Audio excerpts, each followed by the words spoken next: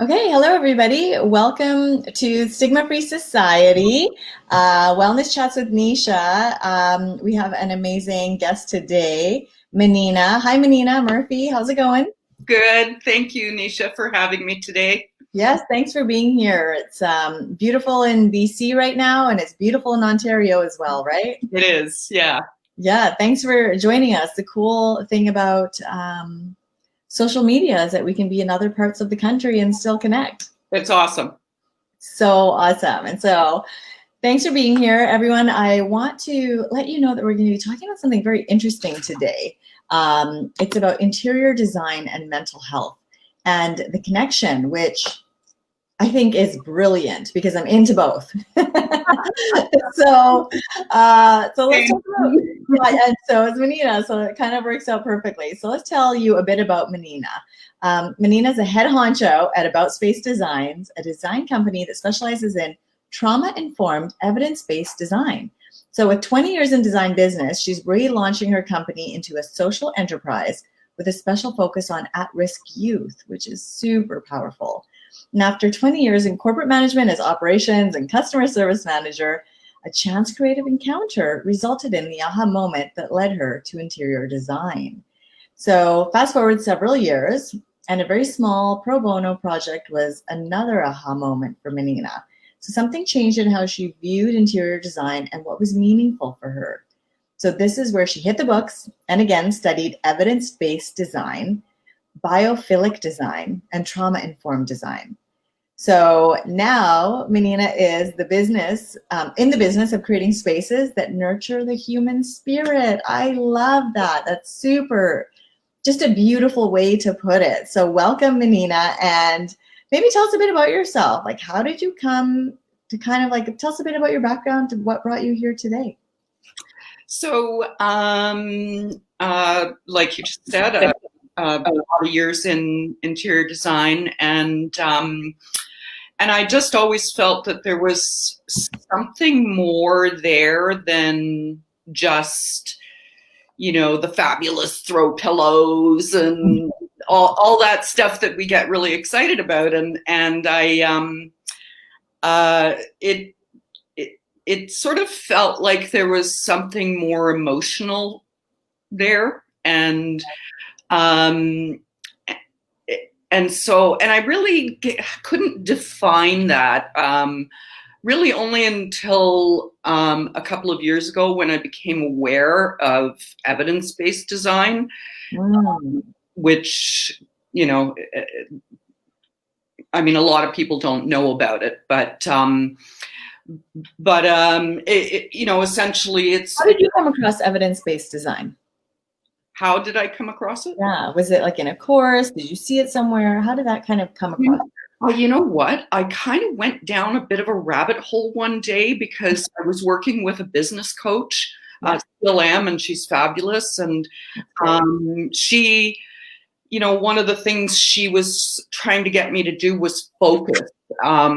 As a creative brain, and a lot of creative brains, apparently, I didn't know this, but felt very good when I found out, we lack focus. And so I was kind of all over the place with all these ideas, and started to do just a whole lot of research, and just came across information and other content about psychology in design. And that was kind of where the rabbit hole happened. And so, yeah. And then like from there on, I spent a lot of time reading, research papers and case studies and all this kind, people much smarter than I, PhDs writing these research papers, but I found it fascinating. And so it kind of, it was like, oh, well, intuitively, we all know that a great space makes you feel good, right? It seriously, it does. It makes all the difference, especially right now. Exactly. And so, you know, I mean, we all know if we go into a spa is designed to give you the emotions of calmness and relaxation and, you know, serenity. And so that's design, right? That is a very intentional design. Conversely, if you were to be put in a police interrogation room,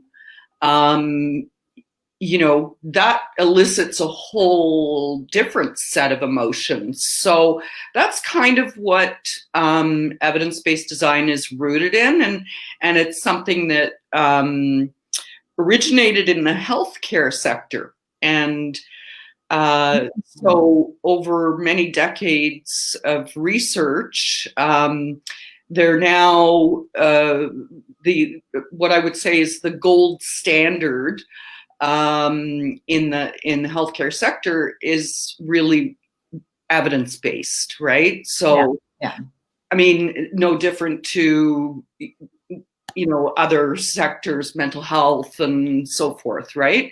And so what they've just like that. I think people like evidence-based because then they see the research has been done. It's not just someone saying it that they think it, like there's some proof behind it. And then I think even though intuitively we may already know what feels right and makes us feel better. So I think it's important to tap into that as well. But for other people, it's also important to have that evidence base. So amazing that you found that. Yeah, no, I'm thrilled. And it you know, it kind of ties back to so the second aha moment was in 2006. I had done a project, and it was a young boy, about 14 years old, and he was a student in my girlfriend's class, and she had me in as a motivational speaker, and at the end of my little, you know, shtick, he asked, you know, would you do a makeover on my bedroom? And so I was like, okay, well, you know what, we can talk about it. But cool. This young boy was he was living in a housing project, and so, you know, with my girlfriend, his teacher, we approached his mom, make sure that, you know, that was all okay. And I said, you know, I want to do something for him. It's not going to be extreme home makeover. Like, I don't have that kind of like resources. But we did it. And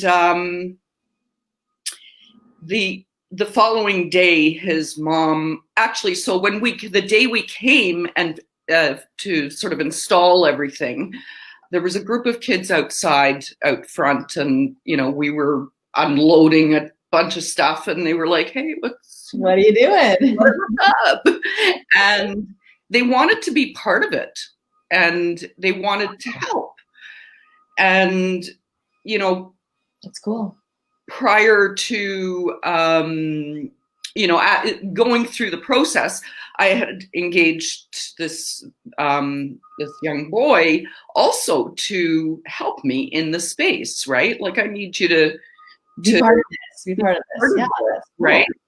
And so anyway, they helped bring everything in and set stuff up, and I'll tell you, it was a very eye-opening experience because, you know, being white privilege, I had never been to a housing project, and wow, like, yeah, it was really it's kind of heartbreaking, to be honest. And anyway, so, you know, I put the whole thing together, and the following day his mother called me and was quite emotional and thanked me. And she said, you know, he is so proud of what he has in this room. Wow. He has invited everybody, literally everybody has seen this room, everybody in the entire complex. Wow. And I thought, like, you know, as a mom, right? Like, you're like, oh. If your child is proud and happy of something, that just lights you up. Right. The best. Exactly. And so that's kind of when it hit me, you know, The impact that it has. The impact that it has, your surroundings. Yes. Right? And so, you know, fast forward after I've, you know, studied and got, you know, started to become involved in this, my focus is really on creating awareness around it, because outside of the healthcare sector, and probably even within, certainly in Canada, not a lot of people know about it, right? It's an emerging field. I think what would resonate more with sort of the general population would be wellness in your space, right? Is this like, what would you say the connection is with like feng shui and what you're talking about?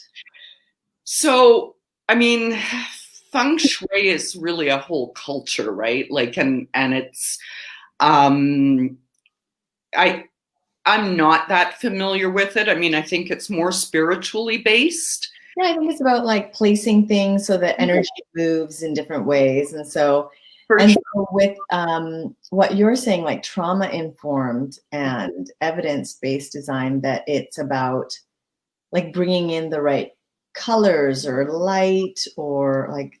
So there's, so in hospitals, for example, what they've discovered was that with the, you know, this intentional design of making the environment less clinical, less sterile, not in the, you know, true sense of the word, but not such a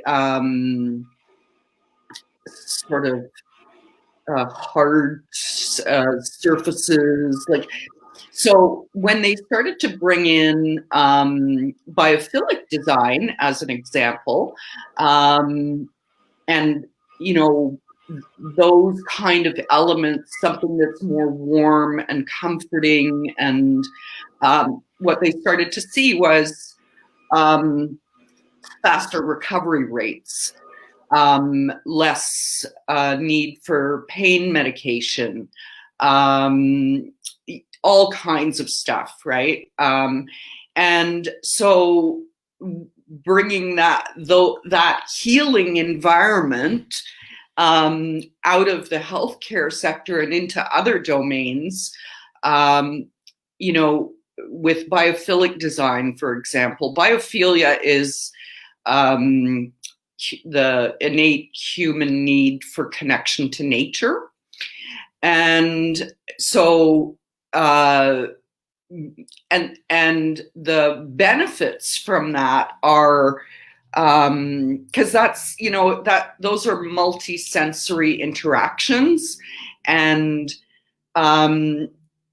you know, so now the evidence is that it reduces cortisol, therefore your, you know, stress, you know, mental fatigue,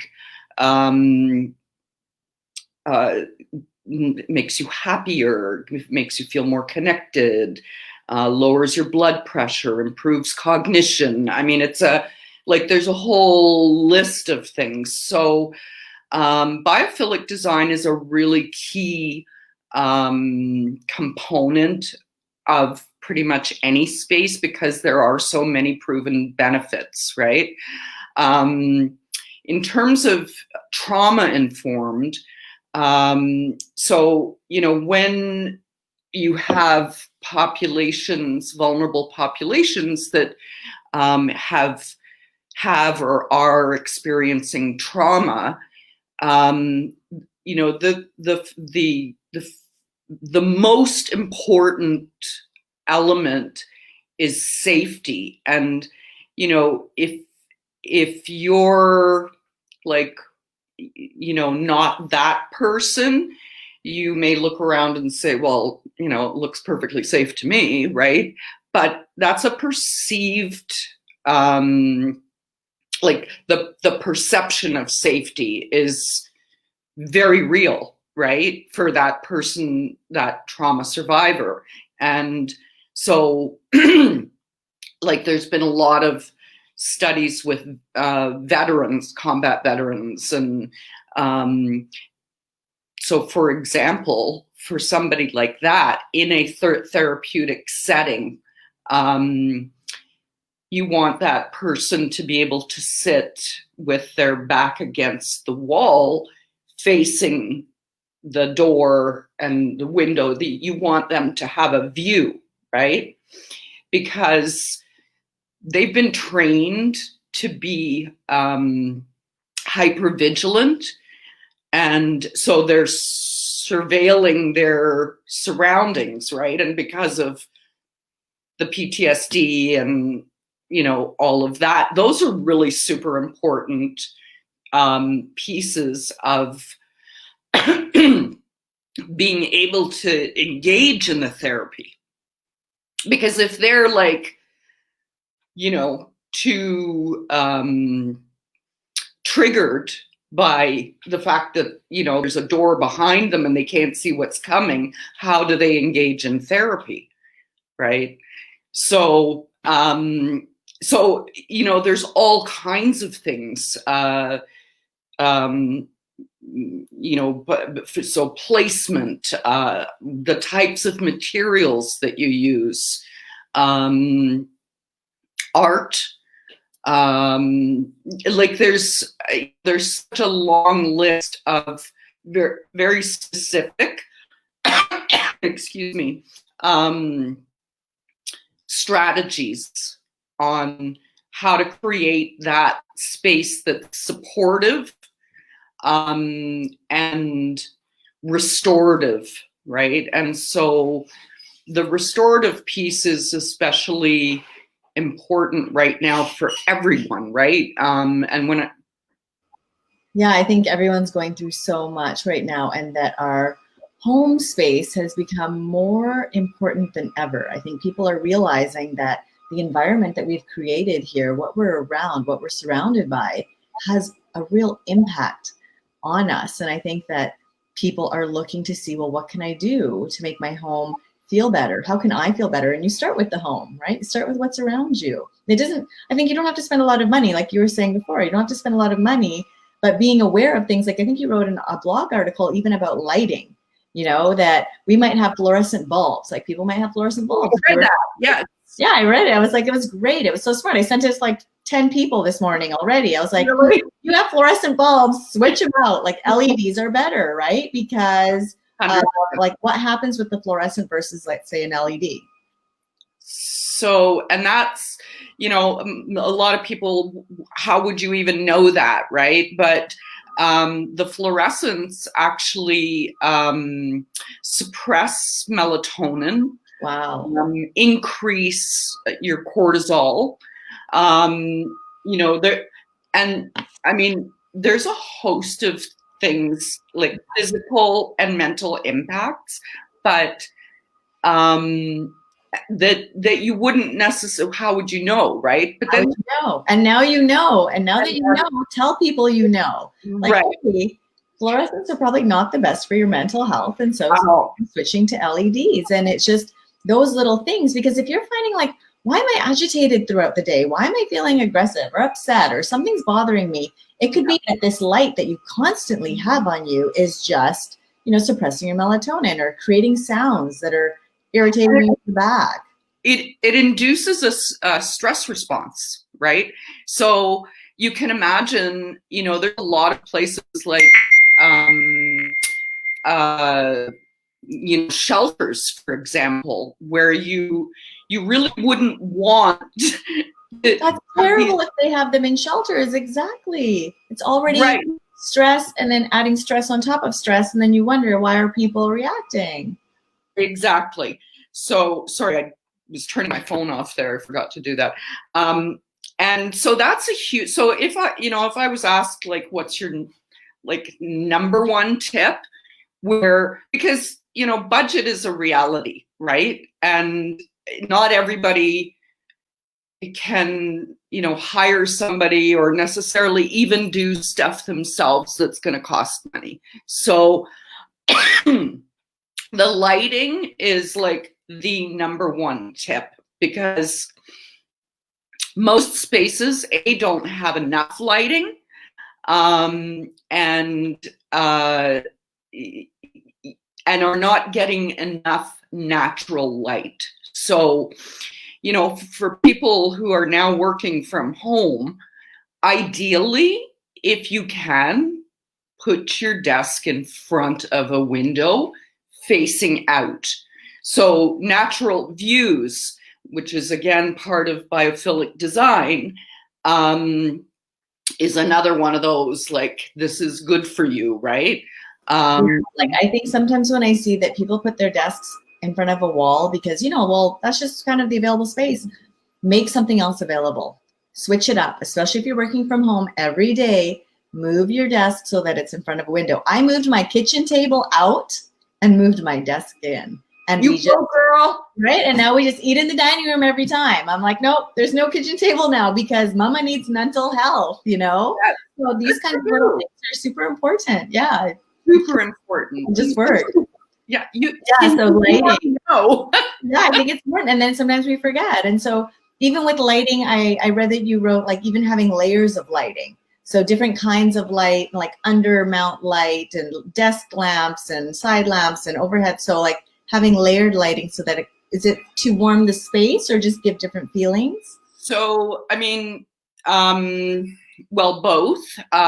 So you want layered lighting because through the course of the day and your circadian rhythm, right?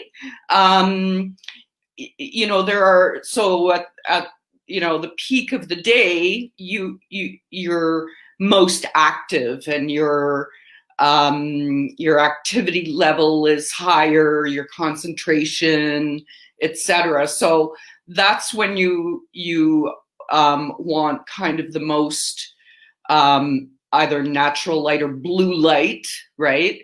And that would be your overhead lighting, right? And when you're so also like in the kitchen, for example, right? For when you're preparing, you need bright light in a kitchen, but you don't need that same light in the evening, right? When you're kind of winding down. And in order for your body to be able to do that, your circadian rhythm, you need a different type of light. And so that's where the layered lighting comes in. So your accent lighting, which is, let's say your table lamp or a floor lamp or whatever, you're creating a softer light. And I think that's a really good tip, not only for adults, but also like if we think of our children, to start to like bring down the lighting in the evening, start to like, get it more dim and soft, and even the sounds and, everything starts to become softer as you get closer towards bed. And so that's why I think sometimes they even say, why we shouldn't have our like phones on or our TVs on like right before bed, because that's very bright light actually, right? The blue light, right? Yeah, tons of stimulation. So if we want our kids to start calming down before bed, it's like we take the lights down, dim. I have dimmers on every light. I think it's so important.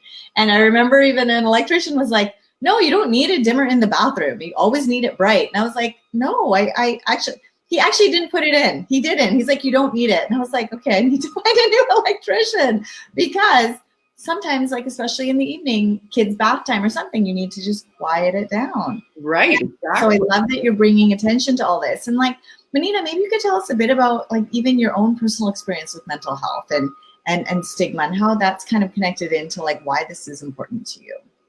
Okay, so mental health or mental illness, I guess, is I'm from a long line. I've traced it back to like my grandmother. I mean, but our whole family is kind of a smorgasbord of disorders, and from a very early age, I tried to really normalize that for my kids. For me, major depression, which really I didn't really develop until I was like 40-ish. But, even today, not right at this moment, I'm feeling good. But there are times where, it's debilitating. And, and so, with that, and, many different disorders, including substance use disorder, which people, everybody sort of says addiction, but it's a disorder. There is huge stigma around that, even within the healthcare sector, right? And so because, I've had those experiences within our family, and I've had to really become informed, educated, and I've had to really advocate in a lot of different settings, right? And I find it astounding the lack of empathy and compassion and the just startling judgment, the harshness of the judgment that's out there. And I think, liken it to before you become a parent, you're really judgy about that mom that has no control over her kid. Like, and then you become a mom and you go, oh my God, I can't believe I was so judgy, right? Like, as you're trying to get your toddler who's having a like huge tantrum, and you're like forced to leave all the stuff on the counter and throw her over your shoulder. And it's like, yeah, it's easy to be judgy if you've never been there. And people think that it's not going to happen to them, right? Whether it's a mental illness or whether it's addiction. And so for me, it's a very, it's a personal thing. And I've seen a lot of really just such unfairness and lack of compassion that I just feel like, okay, well, then I got to be louder, right?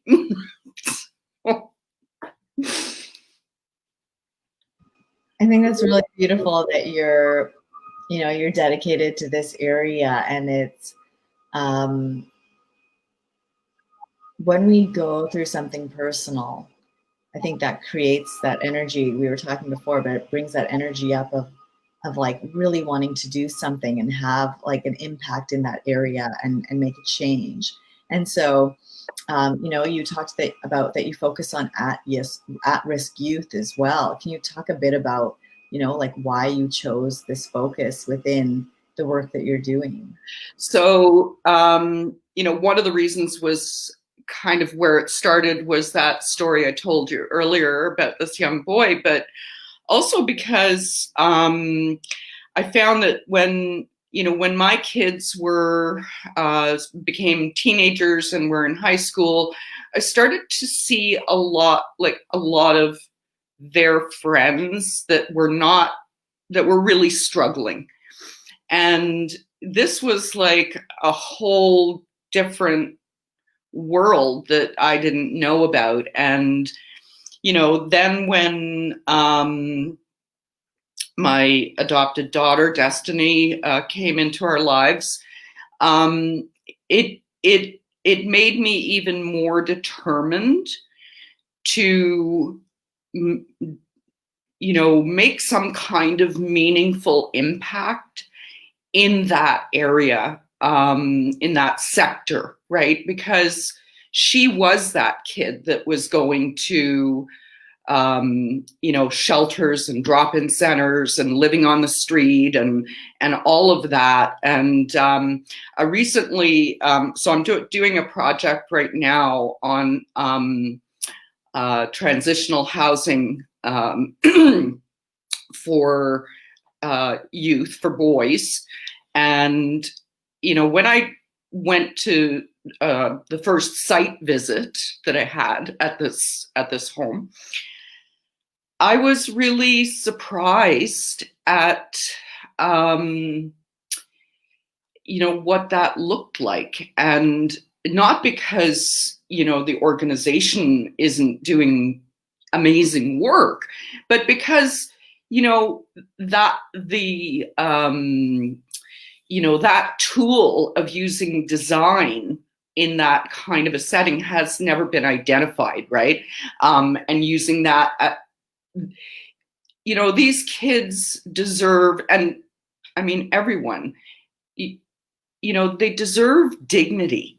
And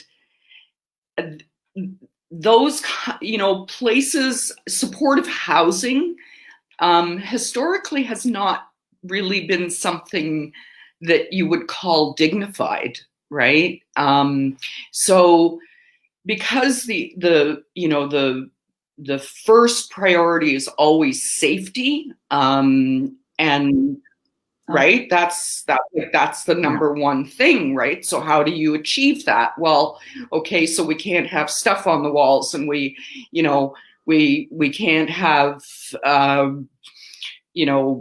rugs, and we have to cage the lighting, and because there's behaviors obviously that are problematic, and the interactions between people who are they're struggling. And so what, basically what that left them is, and the lack of funding, right? So there are always operating on a shoestring. So that was like never really a consideration, right? So when you're in that kind of a space, how do you feel? Like, it's kind of like being in a jail, really. Like there's no comfort. Where's the right. positive feelings? Where's right. the safety, right. and warmth, and right. where's the kindness in your environment around you? Right. A little human kindness, And so for me, and I think it's so important that for youth who, the vast majority, or the percentage of kids that are on the street or that are struggling are there because there is trauma in their life, right? Yeah. And so why are we punishing them? Yeah, or even re-traumatizing in some way. Well, and that's the other thing, right?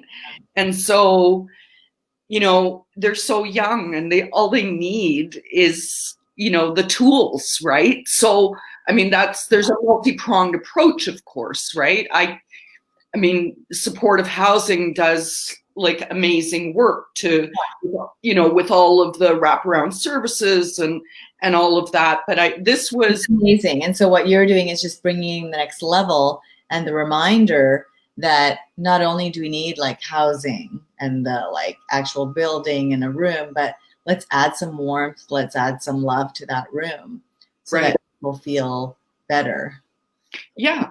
And it's equally beneficial for the service providers, the staff that work in, with vulnerable populations, because that's a stressful job.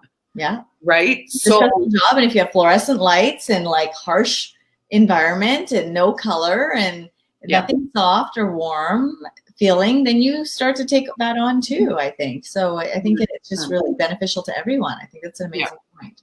Yeah. It's amazing. And so, Manina, I see we're running out of time here, but I feel like I could just talk to you all day.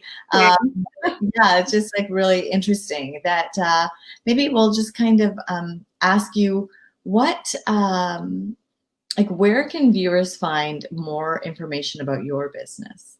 Because it seems super helpful, you know, that if someone wants to get in touch with you even and say like, can you help me? And maybe you even help people, you know, virtually.